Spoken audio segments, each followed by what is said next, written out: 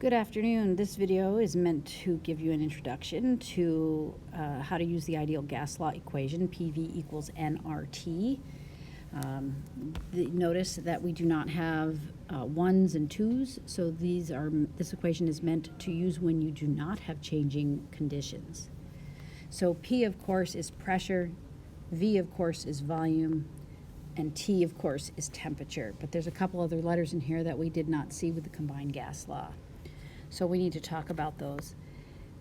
You can see that N, we've talked about this before, but N is the number of moles of molecules. Okay, so the idea here is that N is going to be a number, and it's usually in moles, which is something we haven't really talked about yet.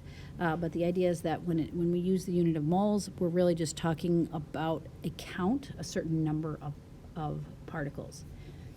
R is what we call the universal gas constant, and it's this very small number, 0.0821, and it has a sort of a complicated or complex unit, atmospheres times liters over moles times Kelvin.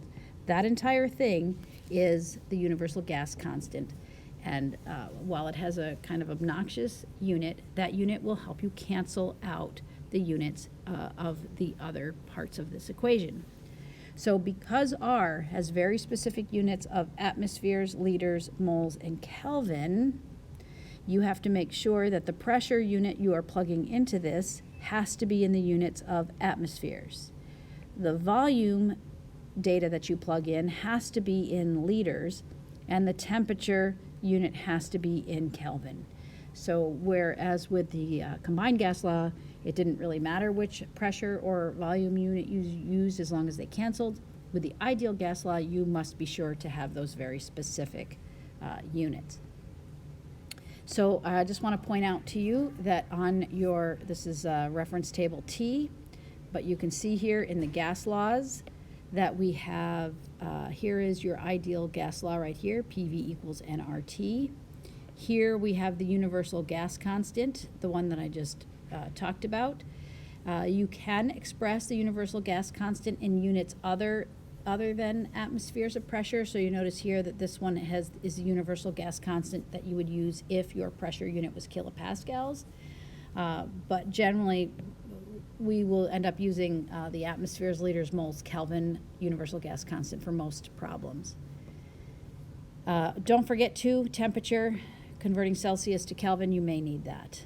Okay, so now that you've had this introduction, go ahead and take a look at the problem set. This problem set is not very long. There's just a few problems. I would like you to do problems 1, 2, 3, and 4.